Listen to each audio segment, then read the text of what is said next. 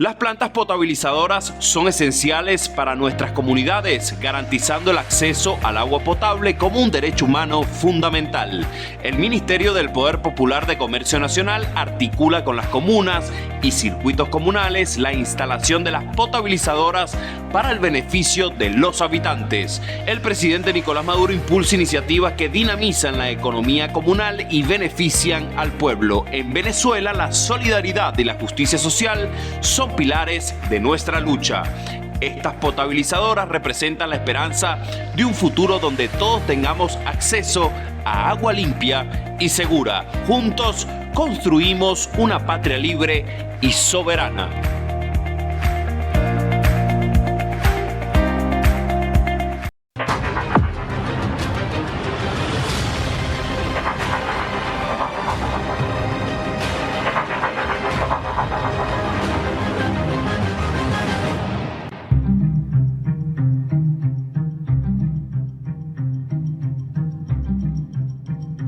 Muy buenas noches, ¿cómo están? Bienvenidos a su programa A Pulso. Como ustedes ya saben, yo soy Julio Riobó. Desde ya puede participar con nosotros, @JRiobóF en Instagram, en TikTok, JR Periodista y el 0412-334-5488. Repito, @JRiobóF en Instagram, en TikTok, JR Periodista, el 0412-334-5488 y además mi canal en Telegram, Julio Riobó. El invitado el día de hoy es politólogo, egresado de la Universidad Central de Venezuela, inició su carrera en Acción Democrática, donde fue secretario general y senador en el año 1999. Además, fue diputado electo a la Asamblea Nacional en los comicios del año 2020 por el partido Cambiemos, con la coalición opositora Alianza Democrática. Y actualmente es presidente de la Comisión de Política Exterior,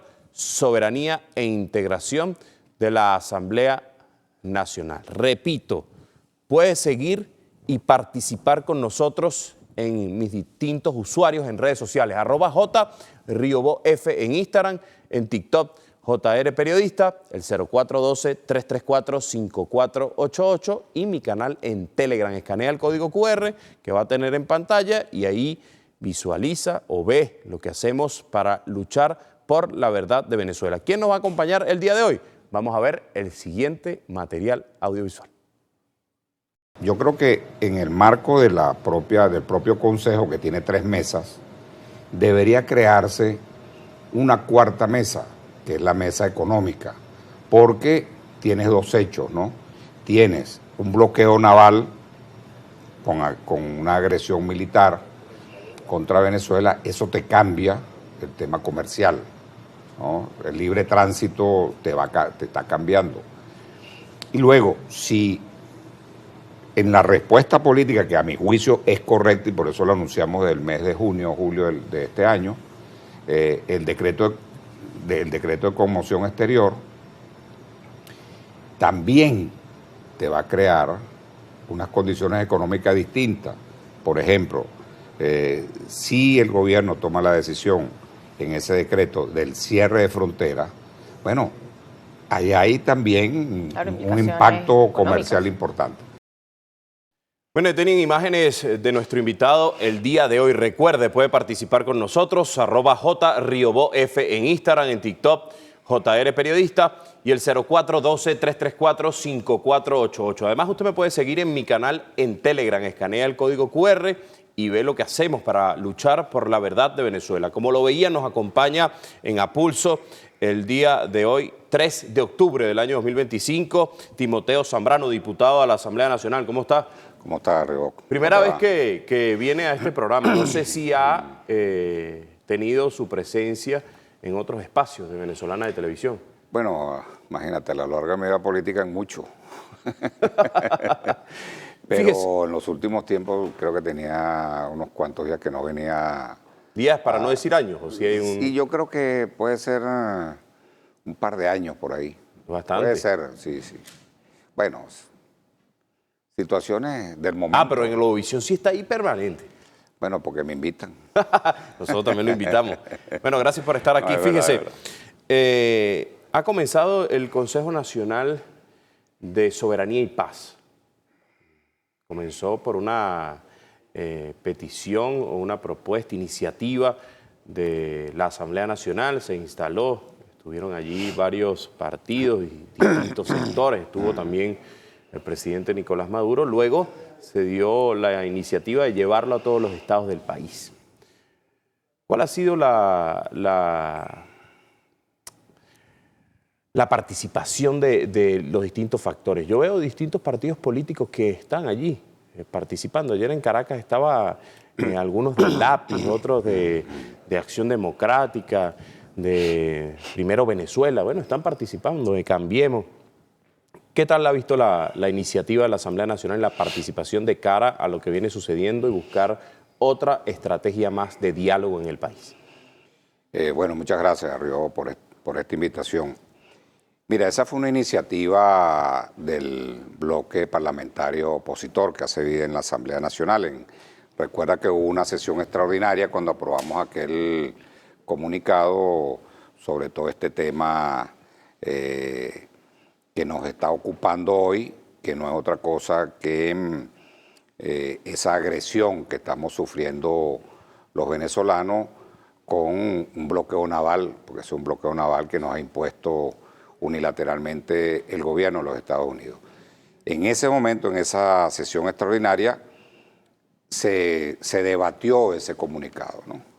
En ese marco, el que fue nuestro vocero, que fue Bernabé Gutiérrez, habíamos discutido que teníamos que cerrar en ese debate con un acuerdo nacional, que era muy importante. Efectivamente eso ocurrió y el presidente Jorge Rodríguez asumió esa iniciativa y la sumó al acuerdo nacional, al comunicado, conjuntamente con otra iniciativa del presidente de la Asamblea, que es la diplomacia parlamentaria. Digamos, esas fueron las dos modificaciones que tuvo ese acuerdo.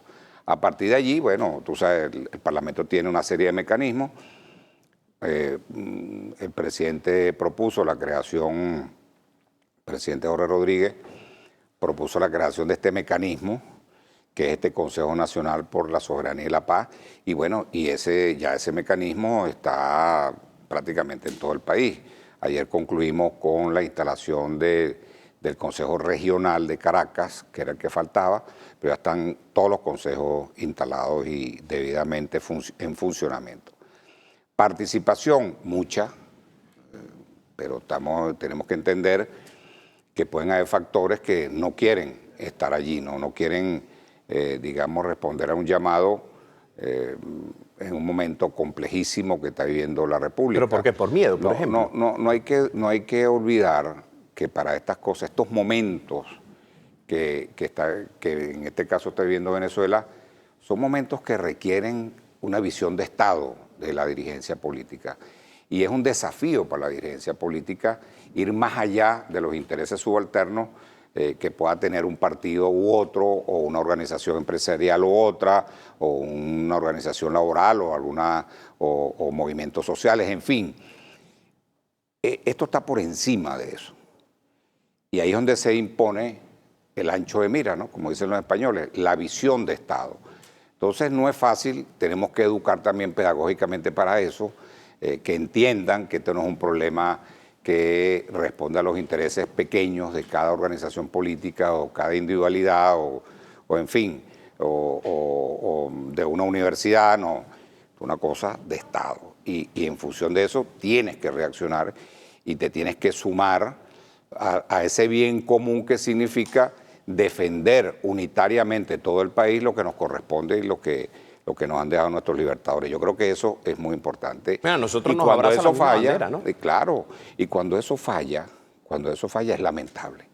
Pero tú tienes que continuar, es decir, no te puedes parar ni a analizar ni a revisar, tienes que seguir adelante porque el adversario o el enemigo no se para en eso, o puede estar jugando a dividir o fracturar. o fracturar. Exacto. Bueno, tú se lo digo es porque uno sabe que el próximo 5 de enero del año 2026 se instala otro periodo legislativo en el país, de la nueva Asamblea Nacional recién electa. Y hay factores de la oposición por ejemplo, Enrique Capriles y su partido, personajes como Enrique Capriles, Tomás Guanipa, Henry Falcón. Yo creo que Henry Falcón sí participó en el Consejo Nacional por la Soberanía y la Paz en el Estado Lara. En el Estado Lara. Creo que estuvo allí Pedro Infante, que es el primer vicepresidente de la Asamblea. Y te doy un dato, ¿no?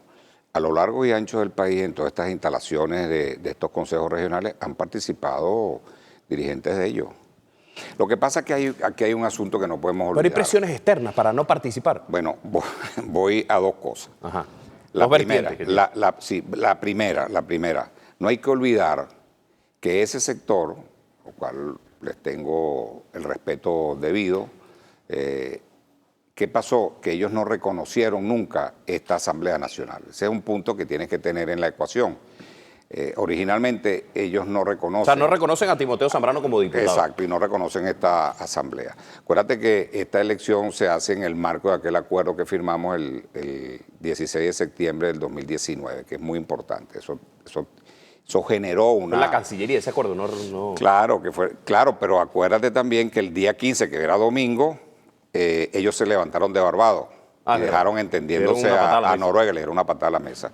Y nosotros, que íbamos a firmar al día siguiente, firmamos el acuerdo, y ese acuerdo es el que nos ha traído finalmente hasta aquí. Hicimos elecciones, cambiamos el CNE, reinstitucionalizamos al país, anulamos la dualidad de poder, porque ahí estaba el punto.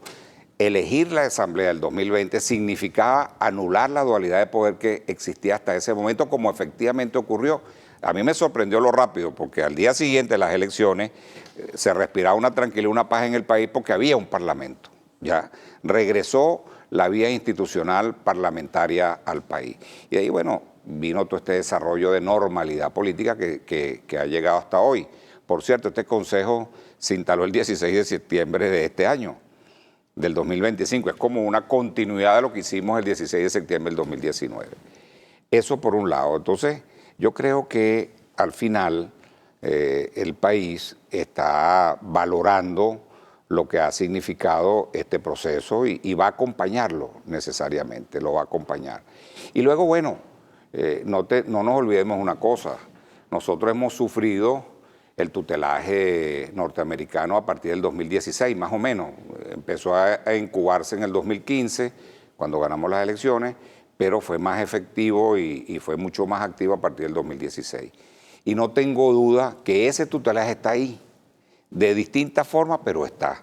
Una cosa es que pueda estar en el extremismo más ultra, más radical, pero no deja de estar en algunos factores que quedaron electos para el nuevo Parlamento que se inicia, como tú decías, el 5 de enero del próximo año. Es decir, que para interpretar sus palabras, este sector que de repente no quiere participar en esta iniciativa de la Asamblea Nacional, siente o tiene un tutelaje de Estados Unidos. Le dicen, no, claro, si vemos el desconocimiento en el 2020 de esta Asamblea, es coherente, no tengo duda, nos guste o no, es coherente con el no reconocimiento de ninguna acción legislativa que se derive de esta Asamblea Nacional, esta que finaliza este periodo legislativo el 4 de enero del próximo año.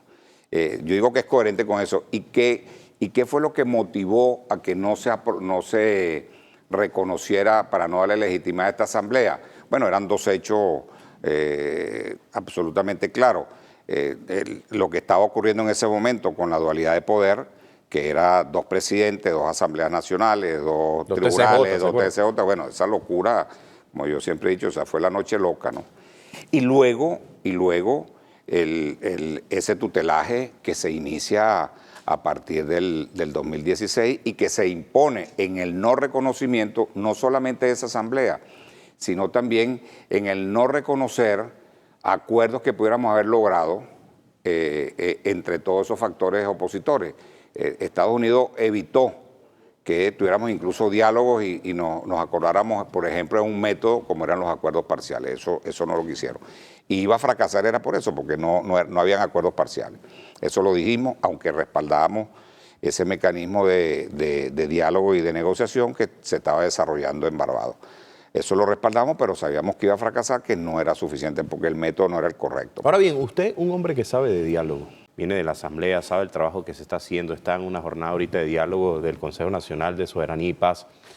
Se ha acabado el momento de dialogar con esos sectores, no más diálogo con sectores extremistas, es decir, con esa plataforma unitaria, con aquellos que no reconocen la Asamblea Nacional y que ahora van a ser diputados en el nuevo periodo legislativo. Mira, Rigo, tú sabes que a más crisis y a más conflicto, más diálogo. Yo soy de los que creo en eso, ¿no? Nosotros podemos resolver por la vía del diálogo lo que no podemos resolver por otras vías, militar, violencia, conflicto mucho más agudo. En fin, yo creo que el diálogo es un fin en sí mismo, ¿no?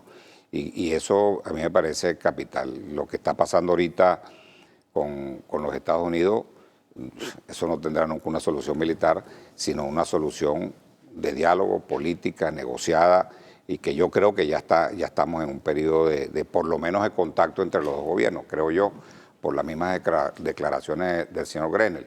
Te apunta a que está creando las condiciones para iniciar ese proceso. De tal manera que diálogo, yo sí creo. Ahora, el punto está ahí en lo siguiente, que lo tienes que ir resolviendo en la medida que estás dialogando. Ahí hay factores que quieren voltear el Estado. Esa es una diferencia clave importante.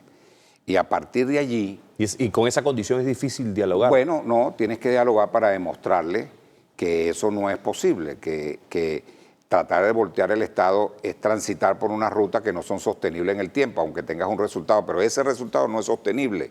Un golpe de Estado no es sostenible en el tiempo. Una elección con un resultado es sostenible en el tiempo. Entonces hay dos diferencias, hay unas diferencias que son clave, que son capital. Por eso cuando nosotros decimos que la ruta es la ruta electoral, la ruta democrática, porque claro, es una ruta mucho más larga, es una ruta más sufrida, es más incomprendida, pero lo que resulte de esa ruta es la paz política y lo que resulta de esa ruta es sostenible en el tiempo. Entonces, eso es lo que buscamos, mientras que lo otro no se enmarca en este deseo y en este objetivo que queremos lograr los que dialogamos y lo que creemos que esa será siempre la vía para resolver los problemas.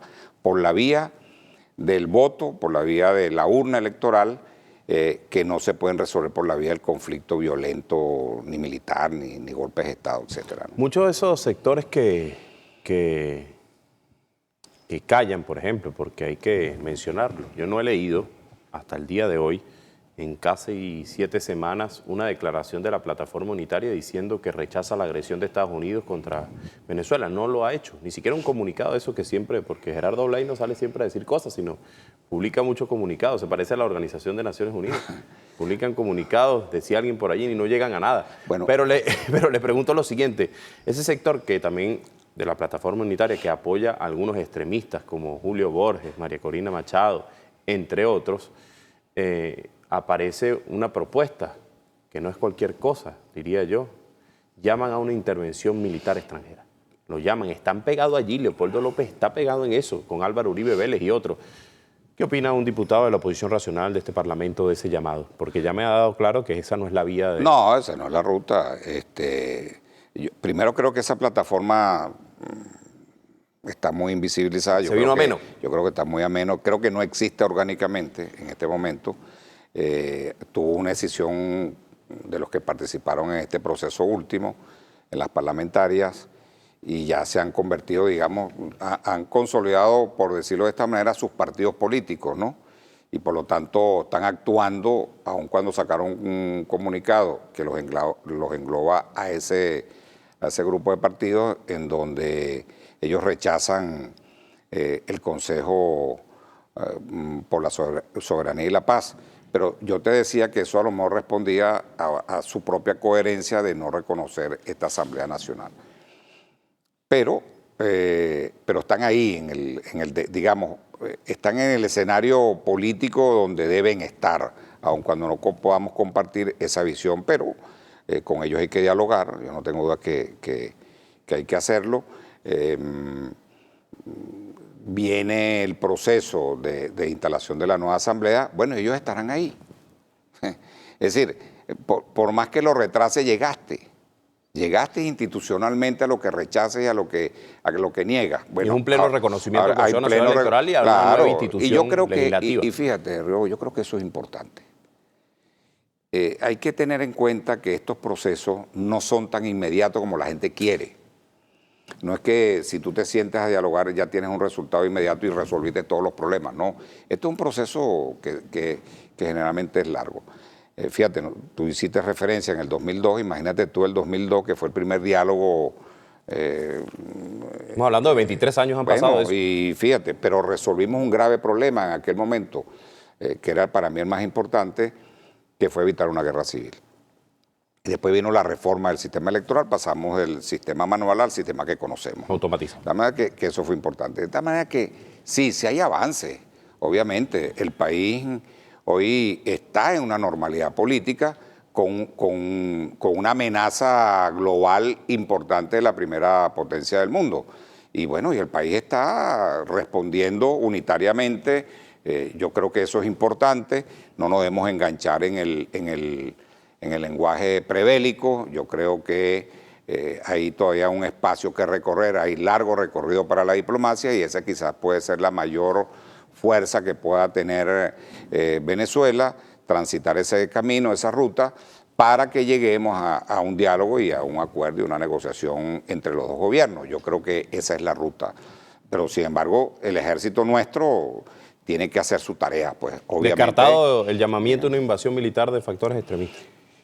Bueno, de factores extremistas no creo que tengan la capacidad de hacerlo. Ahora, de los Estados Unidos sí tienen la capacidad de hacerlo, que no creo que lo haga, no veo las condiciones para eso. Y yo creo que hay un rechazo de su opinión pública, tiene un problema con el Congreso Administrativo en este momento, que ese movimiento hacia las costas venezolanas, hacia el Caribe, no está considerado como un servicio esencial, por lo tanto podemos ver en horas, pudiéramos ver que tienen que replegarse a tierra porque no tienen recursos, eso demanda 50 millones de dólares todos los días, no tiene sentido. Entonces, como no es considerado un servicio esencial, de acuerdo al cierre del gobierno norteamericano por parte del Congreso, van a tener que regresar a tierra. Y creo que al final el tema es energético, entonces tienen que pagar el petróleo y tendrán que pagarlo. Y ahí habrá esa negociación y verán en qué términos se pueden acordar con un precio. ¿Es una excusa el cartel de los soles? Lo que quieren es el petróleo venezolano. Eso no existe, eso no ha existido nunca. Eso está dando vueltas de la Cuarta República, yo me acuerdo. Eso era porque si se tomaba algún militar en posesión de droga, entonces era un cartel y era el cartel de los soles. Eso viene de allá, o sea, Mira, hay una narrativa. Fíjate tú, Rebo, que hay que fijarse también en los que opinan sobre el tema, aunque hay muchos opinadores, pero hay que ver los que manejan la investigación. La señora Sheinbaum de México, la presidenta actual, dio una declaración muy importante y dijo, en nuestras investigaciones sobre todos los carteles que investigamos en América Latina, nunca nos ha aparecido el cartel de los soles. Bueno, y que lo diga México, ¿no? Lo dijo Petro también en su momento. No, voy a ese. El otro fue Petro.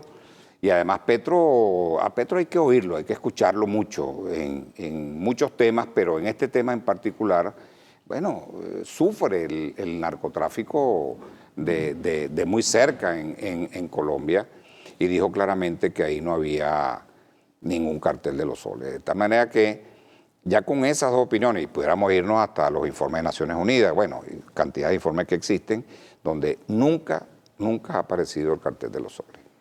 Fíjese, volviendo al tema de la Asamblea, hay algunos que más allá del llamado peligroso, hacer un llamado a una intervención militar extranjera en Venezuela, catalogan esto como traidores a la patria. Y hay distintos ordenamientos jurídicos aplicados, estudiados, aprobados en la Asamblea Nacional, y hay un pueblo en la calle que venga y dice, pero ¿por qué no aplicar esta ley? La ley de extinción de dominio contra aquellos que llaman a una intervención militar extranjera. ¿Se hace? ¿No se ha hecho? ¿Qué está pasando en ese tema? Hay una impunidad. Bueno, Rebo, eso se lo tendrías que preguntar al gobierno. No, pero se lo pregunta usted también. No, está bien, pero... Submisión de Parlamento. Yo he escuchado yo te lo voy a responder. A Luis Eduardo Martínez tiene su crítica de eso. Fue el primero que me dijo a mí, mira, existe un banco central ad hoc, mira la cifra, y me mostraba cifra por cifra. Bueno, es que lo que yo diga aquí puede entenderse como que estoy favoreciendo y estoy defendiendo al gobierno. Entonces lo van a atacar y van a decir, No, a Timoteo mí, Zambrano es eso un no colaboracionista importa, del régimen. Eso no importa, pero es que tú puedes hacer mucha legislación, leyes de todo tipo, ¿no? Pero tú como gobierno, yo que estuve en gobierno, los gobiernos de AD, te hablo desde esa experiencia, tú dosificas. ¿Por qué? Porque buscas estabilidad, porque buscas aminorar conflictos, porque buscas incorporar a la senda democrática a grupos que están que están al frente de la estabilidad y de la gobernabilidad. Entonces, yo entiendo que puedes ir dosificando esto. Ahora, nunca habíamos llegado a lo que estamos llegando. ¿Y qué va a pasar? Hay ciertamente un decreto de conmoción externa. Ese decreto es muy claro en esas garantías. ¿Está de acuerdo, Timoteo, de ser aplicado si existe la agresión de Estados Unidos o pisar el territorio venezolano? No, claro, eso olvídate. Yo creo que el decreto es un escudo para actuar unánimemente como Estado frente a la agresión. Entonces, tú lo que no puedes tener haciendo apología de la invasión a grupos y venezolanos que afectan la defensa del territorio y de la soberanía. ¿Cómo sería aplicado ese decreto? Porque eso no lo se puede ha dicho hacer. el decreto, uno lo ve y lo busca en la Constitución, ahí se habla de estado de excepción, en ese mismo artículo se habla de conmoción interna y externa, pero no se ha detallado en sí la funcionalidad del artículo. No, es que hay una ley, hay la ley orgánica de estado de excepción, ¿no? Que la aprobamos en el 2021 en la Asamblea Nacional y ahí te define todos los campos, ¿no? El primer año legislativo. Sí, el primer año, sí, eso fue en el 2021. Lo que, claro, acuérdate que tú tienes un conjunto de garantías que puedes suspender. No significa que las suspendas todas, tú vas dosificando esas garantías, de acuerdo a la realidad que tenga, porque supongamos que estamos dentro de los 90 días de vigencia del decreto y no ocurre nada, ¿no? Como yo aspiro que no ocurra, bueno, digamos, no vas a ser draconiano aplicando esa suspensión de garantía. ¿Qué pasa, por ejemplo, que llama a la intervención, pues que pide atacar a Venezuela y se alegra? No, es que en este decreto en particular está definido lo que pasaría con un venezolano, con una organización, en fin, que hagan apología de la invasión, es decir, que llamen a la invasión, son considerados, bueno, van presos y son considerados traidores al del país y entran en un proceso de juzgamiento, ¿no? Pero ¿qué garantías tú no puedes suspender aunque quisieras? Debido proceso, derecho a la vida, es contrario a la tortura. El libre tránsito, bueno, lo puedes limitar, pero no lo puedes eliminar completo. El decreto puede traer cierre de las distintas, ¿cómo se llama?, entradas a Venezuela por mar, aire o tierra. Entonces, bueno, esas fronteras que tenemos con distintos países, bueno, se pueden cerrar todas o no. ¿Qué pasaría, por ejemplo, con el intercambio comercial, en este caso con Colombia, que es muy importante? Entonces, bueno, eso es discrecional ahí del gobierno, como también puede intervenir a sectores empresariales, fábricas, porque, digamos, la operación de guerra requiere algunos insumos, etcétera, y además la movilización del mundo militar nuestro, de nuestras Fuerzas Armadas, y creo que por primera vez se incorpora la milicia en un mecanismo de movilización si es necesario, si hay ya finalmente la agresión materializada en operaciones militares, ¿no? Bueno, en fin, ese decreto va a tener una cantidad, o tiene una cantidad de elementos que van a ser interesantes, y yo creo que el decir, bueno, lo tenemos firmado, pero lo vamos a consultar. Bueno, yo creo que eso es positivo. Eso es positivo porque ahí me imagino que le consultarán a las universidades, que le consultarán a los agentes económicos, a las instituciones del Estado, en fin. Y luego pasa a ser, tiene que ser enviado a la Asamblea Nacional en los siguientes 8 días continuos. Bueno, eso tiene todo un mecanismo, no es que el decreto no preserva temas de derechos humanos, no, está ajustado, anclado a Naciones Unidas, al Pacto de los Derechos Civiles y Políticos. Entonces, no, tiene demasiado y tiene que informar a Naciones Unidas. O sea que, y además al Tribunal Supremo de Justicia. Es decir, creo que todavía tiene recorrido el decreto para que finalmente esté validado en la Gaceta Oficial, ¿no? Fíjese, usted me habla del despliegue, casi que innecesario, que hace Estados Unidos en el Caribe. Le digo innecesario porque cuando uno revisa los informes de la Organización de Naciones Unidas, uno dice, pero ¿por qué ahí no en el Pacífico? Si No, por el claro. Pacífico es donde transita la mayor cantidad de droga. Usted me habla de una excusa. No, y hay otra de la excusa que te lo voy a narrativa, decir. ya me lo va a decir, del cartel de los soles como una gran narrativa, la misma narrativa del tren de Aragua, casi sí. igual. Y eso me lleva a preguntarle porque la reciente declaración del presidente de Estados Unidos, Donald Trump, es decir, bueno, puede que dejemos el tema del Caribe o lo mantenemos, pero ahora vamos al despliegue territorial, vamos al terreno. Uno no puede subestimar lo que está haciendo Estados Unidos para agredir a Venezuela. Bueno, dicen que puede lo menos, puede lo más, ¿no? Pero te voy a decir una cosa, es muy difícil, es muy complicado. ¿No piensa Timoteo Zambrano que es máxima presión para negociar, como lo dicen algunos analistas? Sí, es posible, aun cuando ya creo que el señor Trump definió quién va a ser su negociador aquí, y es Grenell, no va a ser otro, ¿no? No va a ser Marco Rubio, que ya está hablando ya como candidato presidencial, ya no es el secretario de Estado, ya se comporta como el candidato presidencial. ¿Cómo podemos evaluar de los esas republicanos, dos ¿no? alas? Porque está la ala guerrerista, diría yo, de Marco Rubio, que dice recientemente que los cuarteles de la Fuerza Armada Nacional Bolivariana son centros de distribución de drogas. Lo dice abiertamente. ¿Cómo podemos evaluar eso y cómo podemos evaluar la conducta de Richard Grenell en el momento de negociar? ¿Por qué mantener ahí todavía a Marco Rubio? ¿Qué opina Timoteo Zambrano de Marco Rubio y de Richard Grenell como negociador que conoce al presidente Nicolás Maduro, sabe lo que el presidente Nicolás Maduro quiere porque estuvo en el Palacio de Miraflores?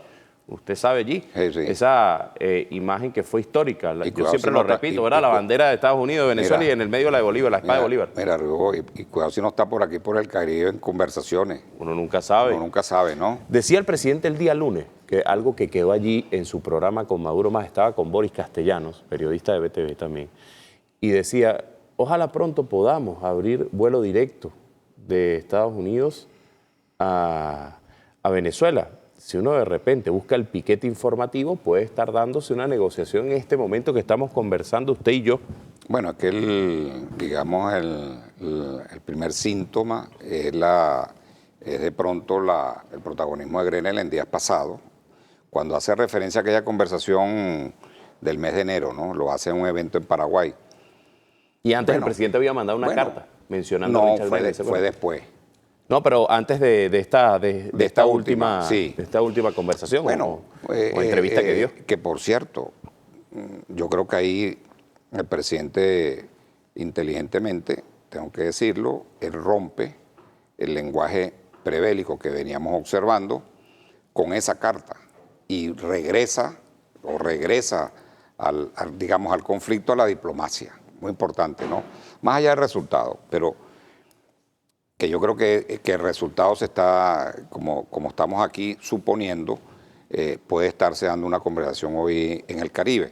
Yo creo que es gracias también a esa carta, porque es muy difícil para un gobierno que le pidan diálogo y el gobierno se niegue. Es decir, yo creo que fue poco feliz la reacción de la señora de prensa de la Casa Blanca cuando negó totalmente la carta, es decir, diciendo que decía muchas mentiras. Que mentiras y tal, pero diálogo es diálogo, es decir, cuando tú llegas ahí, eso es demasiado importante. Claro, faltaría desplegar otras actividades importantes. Pero la leyeron, no la desestimaron. Pero la leyeron, claro, que son importantes, como es, por ejemplo, la diplomacia energética, que es clave en este momento.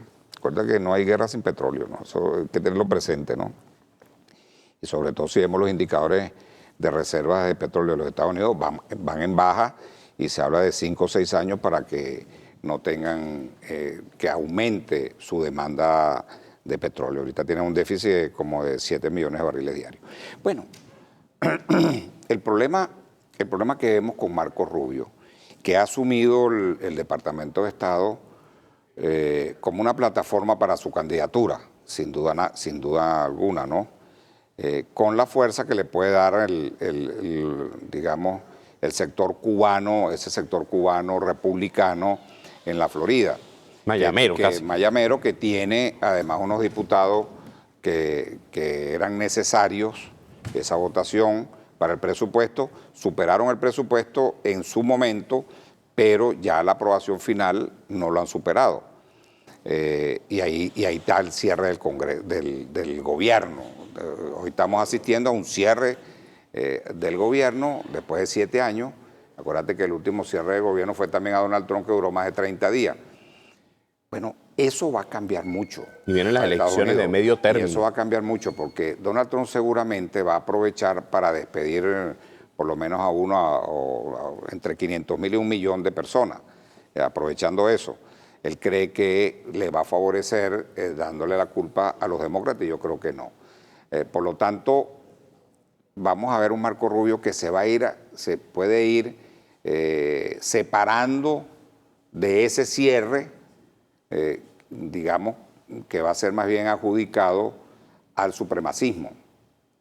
Acuérdate que él no es del supremacismo puro, él es cubanoamericano. No, y uno tiene que recordar además lo que decía Marco Rubio de Donald Trump. Claro, pero él es cubanoamericano, por lo tanto eso no va con el supremacismo. No. Por eso que nunca va a ser candidato de Donald Trump. El candidato de Donald Trump sin duda es Vance, ese es el perfil que tiene.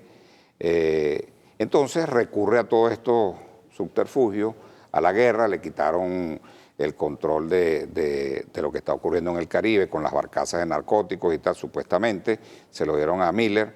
Bueno, es decir, creo que poco a poco lo van a ir replegando, ¿no?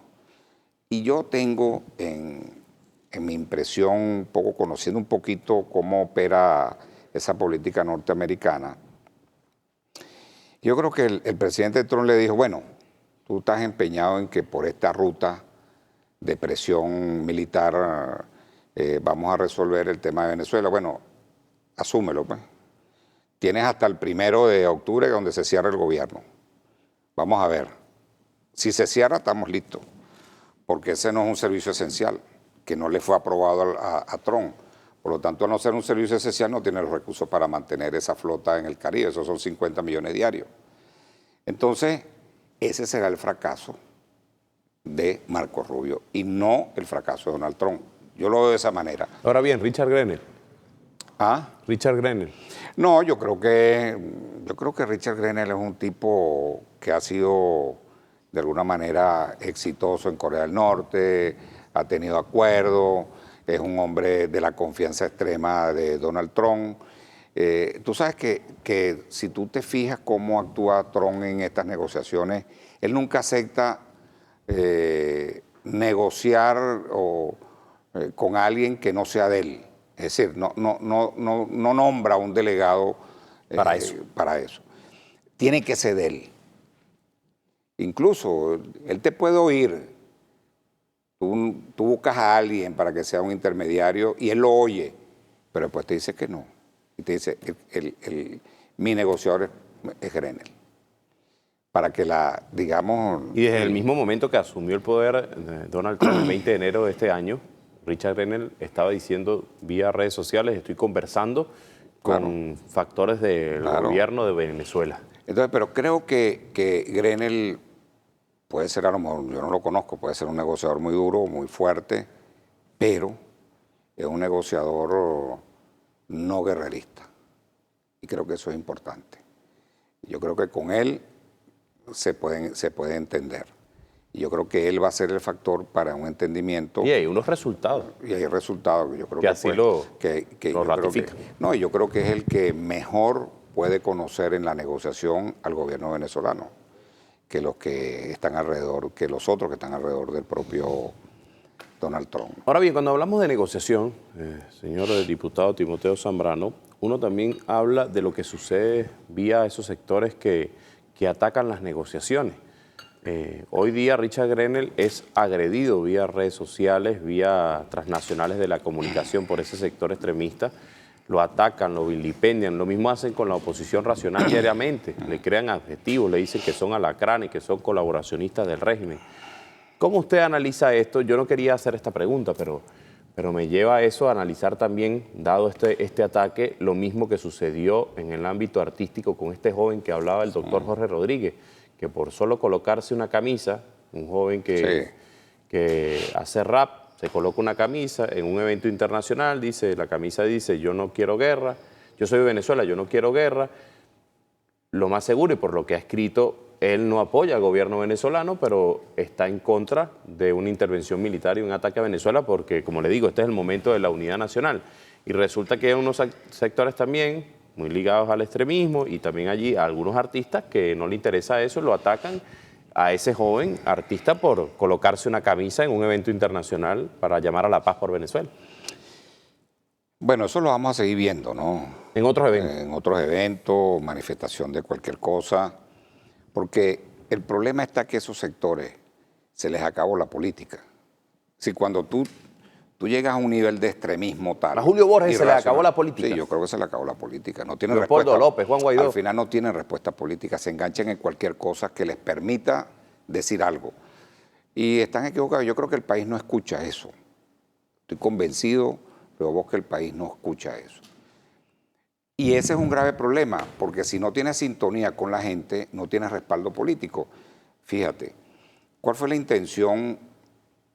Podemos ver esa intencionalidad del gobierno de Trump en sitiarnos militarmente.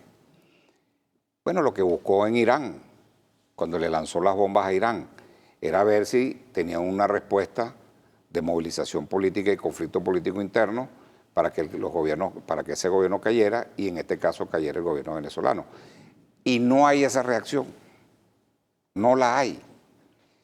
¿Están provocando Estados Unidos a Venezuela? Claro, no, sin duda. De todas las maneras. Sin duda, no, de todas las maneras. Máxima presión, eso no se le ha quitado al señor Trump ni a esta administración. Entonces, ahí fracasan. ¿Qué pasa también? Que ese extremismo les mete el cuento que ellos tienen control de la opinión pública. Bueno. Porque lo dicen por todos los medios. Claro, pero al final la realidad, que es tan dura como una roca, dice que no hay movilización. Y por eso es una falla notable en la estrategia norteamericana, que no cuenta con el conflicto interno. Y de allí la importancia de los acuerdos del 16 de septiembre del 2019, porque ese fue un acuerdo que nos está trayendo, estamos bajo ese paraguas. Te puedo decir que todos los procesos electorales a partir de ese momento se rigen... Así como la renovación del Consejo Nacional Electoral. Claro, y se rige por la sentencia del 2020, de junio del 2020, que son las garantías electorales, que nosotros convertimos ese acuerdo en un recurso ante el TSJ. Y todo se rige por ese recurso. Entonces, oye, es otra la ruta. El país le está diciendo que la ruta es otra, que no es esa. La ruta es electoral, la ruta es democrática. Entonces, bueno, ese es el gran debate. Y Estados Unidos se enfrenta a una realidad que no comprende. No entienden por qué no hay una reacción del país. Bueno, porque el país no es eso. El país tiene sus problemas. Obviamente que tenemos nuestros problemas. Pero el país dice, no, pero no es como ustedes plantean la solución del problema. No es a través de la violencia política. No, es a través del diálogo interno hasta que resolvamos en lo que Venezuela puede entrar en todo ese proceso de lograr la paz política. Entonces, bueno, esas son yo digo que eso se refiere a la cultura política del venezolano. Ahí está la gran explicación. Muchos años de cultura electoral. El diputado Timoteo Zambrano valora el despliegue que viene realizando la Fuerza Armada Nacional Bolivariana. Lo que ha visto del pueblo, esto que los cuarteles van al pueblo, el pueblo va a los cuarteles, el nivel de alistamiento. ¿Qué opina Timoteo Zambrano de esa respuesta del Ejecutivo Nacional junto a la Fuerza Armada Nacional Bolivariana? Bueno, yo soy respetuoso de lo que en esa materia considera el Ejecutivo y sobre todo las fuerzas militares, porque yo no tengo ni idea del tema militar, Yo reconozco que en eso no tengo experticia, ¿no? Por lo tanto, lo que uno puede ver como un exceso resulta que es lo que indica los protocolos militares frente a una agresión de ese tipo. Si, tengo poco conocimiento y por eso no hablo, tú me ves que no hablo de ese tema nunca porque conozco poco. Yo espero que ese sea, y te lo dije al principio, que sea la respuesta adecuada ante un evento como el que estamos presenciando. Yo digo que tienes ese evento, tienes unas Fuerzas Armadas que le dan una respuesta militar a ese evento y luego tenemos los civiles y el liderazgo político. Cuando hablo de liderazgo político es en género todo el liderazgo político, sea gobierno, sea oposición, que tiene que transitar el camino del diálogo vía la diplomacia, lograr que América Latina se involucre mucho más en el proceso y eso nos va a permitir contener lo que a lo mejor nuestras Fuerzas Armadas tienden a contener con sus planes de defensa. Sí, Estados Unidos escala en la agresión. ¿Qué es capaz de hacer alguien que tiene mucho tiempo en la política venezolana por defender a su país? ¿Qué haría Timoteo Zambrano?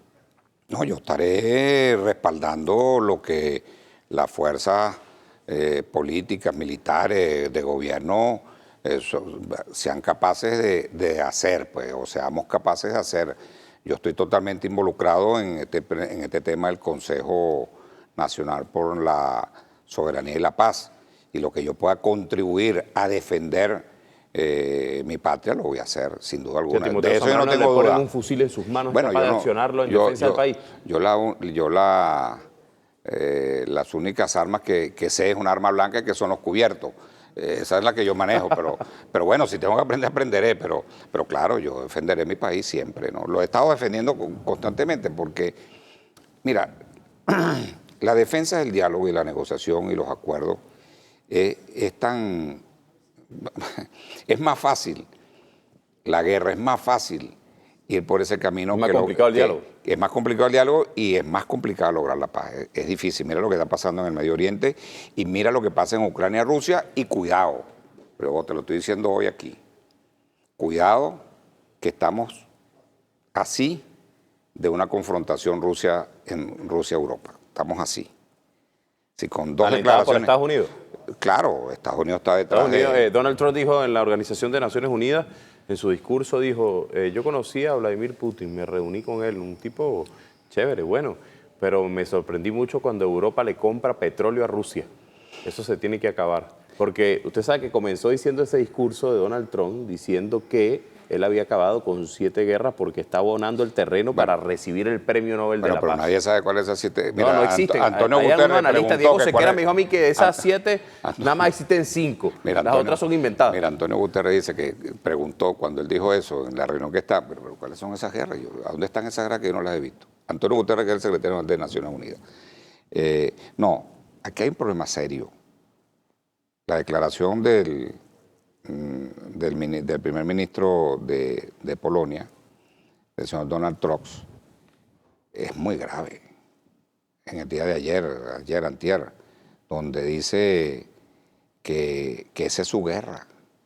Y te advierto, fíjate tú cómo ese lenguaje de guerra se contagia, ¿no? Ese es un personaje europeísta, es un personaje moderado, y fíjate, ya está diciendo que va a entrar en guerra. O sea, a lo mejor no empieza por Rusia, a lo mejor va y le tira un petardo a Bielorrusia, ¿no?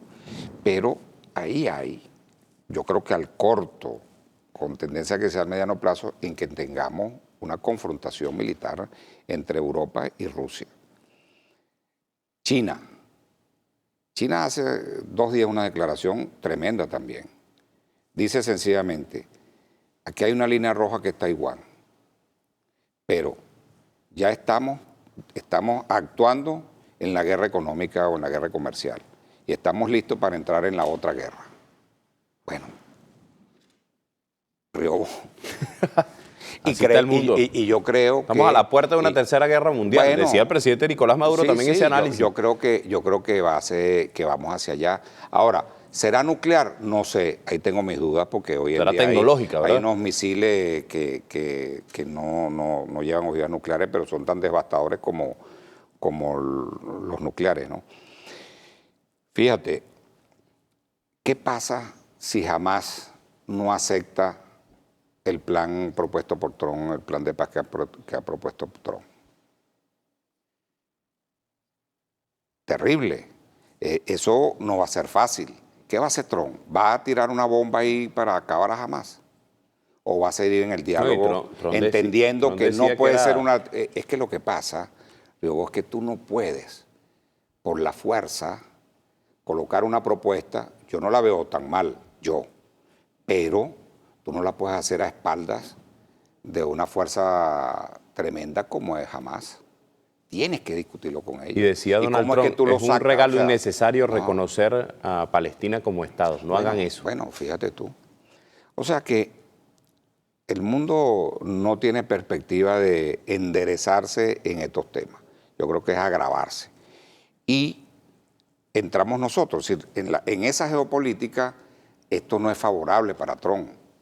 No es favorable porque tiene que atender lo que puede ocurrir en Europa, lo que está ocurriendo con esa guerra, que ya ahora quiere enviar otros misiles, etcétera, y incrementar, escalar con Ucrania esa guerra que ya no tiene capacidad. Ucrania no tiene capacidad. Y a lo mejor lo que está buscando es que se implique Polonia, que se implique Polonia. Entonces, bueno, esas son las Ese es el escenario. irresponsabilidades, ese es el escenario. Fíjese, ya queda muy poco para concluir.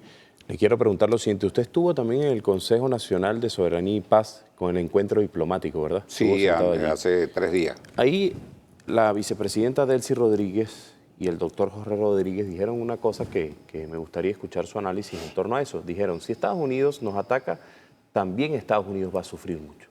¿Por qué? Bueno, porque yo presumo que es lo que ellos presumen, que el ataque tiene mucho que ver con el desembarco. Y ahí es complicado para los Estados Unidos un desembarco en Venezuela. Y porque yo presumo también que militarmente, que he oído, nosotros tenemos quizás una preparación para repeler un primer ataque, ¿no? Es posible con las cosas con la capacidad de tecnología que tenemos.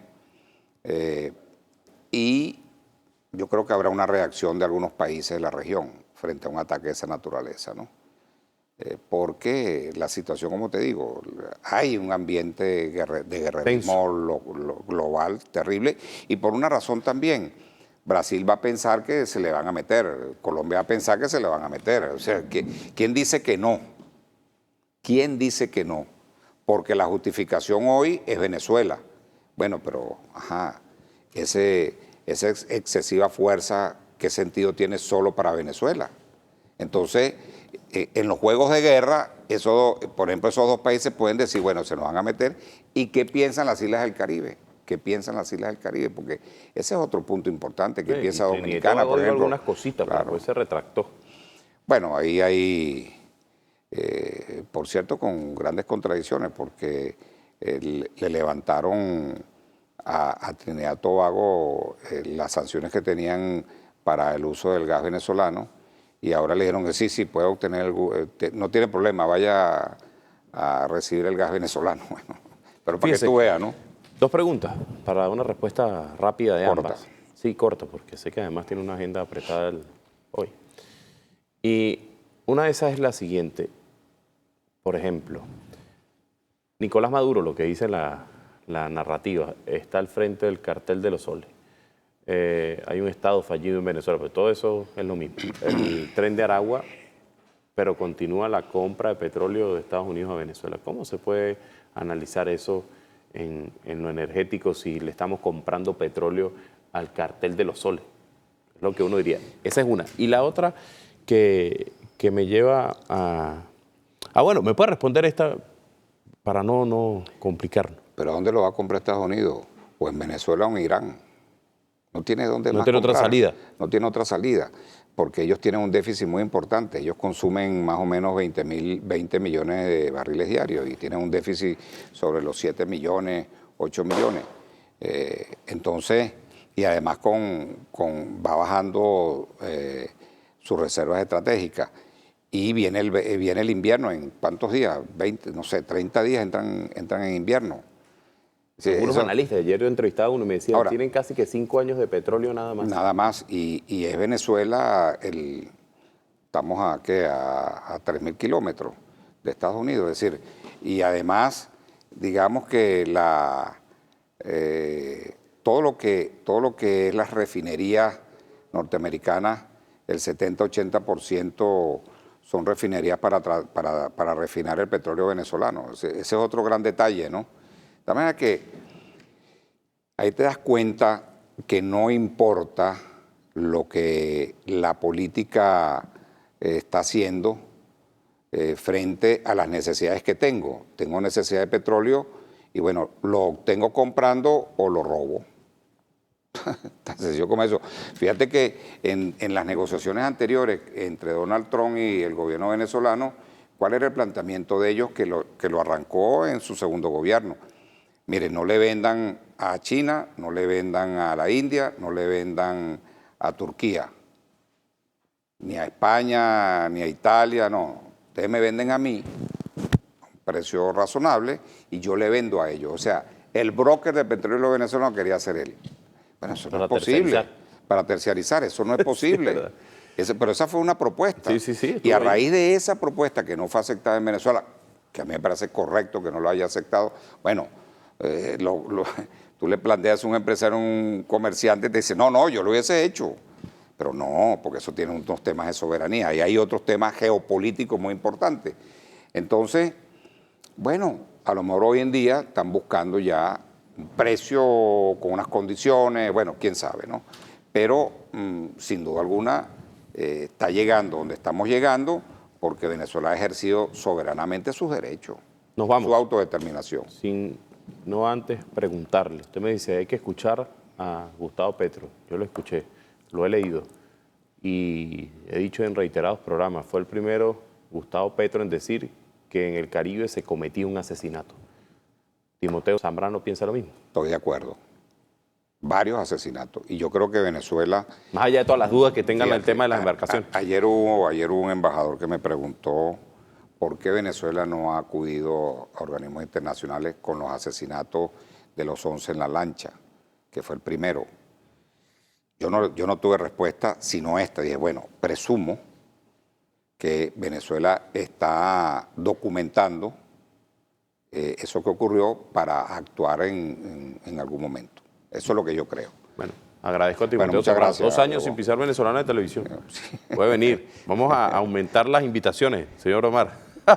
Nos despedimos de su programa A Pulso. Recuerde, puede seguir participando con nosotros, @JRioboF en Instagram, en TikTok JR Periodista, el 0412-334-5488 y mi canal en Telegram. Agradecer a mi casa venezolana de televisión, Radio Miraflores, La Voz de la Verdad, Telearagua y TV Fan por transmitir este programa en tiempo real. Si usted sintonizó tarde, lo puede disfrutar mañana, sábado 10:30 de la noche en TVs. Que tengan feliz fin de semana.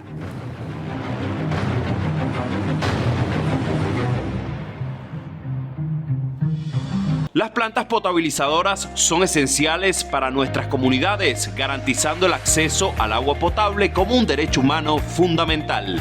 El Ministerio del Poder Popular de Comercio Nacional articula con las comunas y circuitos comunales la instalación de las potabilizadoras para el beneficio de los habitantes. El presidente Nicolás Maduro impulsa iniciativas que dinamizan la economía comunal y benefician al pueblo. En Venezuela, la solidaridad y la justicia social son pilares de nuestra lucha. Estas potabilizadoras representan la esperanza de un futuro donde todos tengamos acceso a agua limpia y segura. Juntos construimos una patria libre y soberana.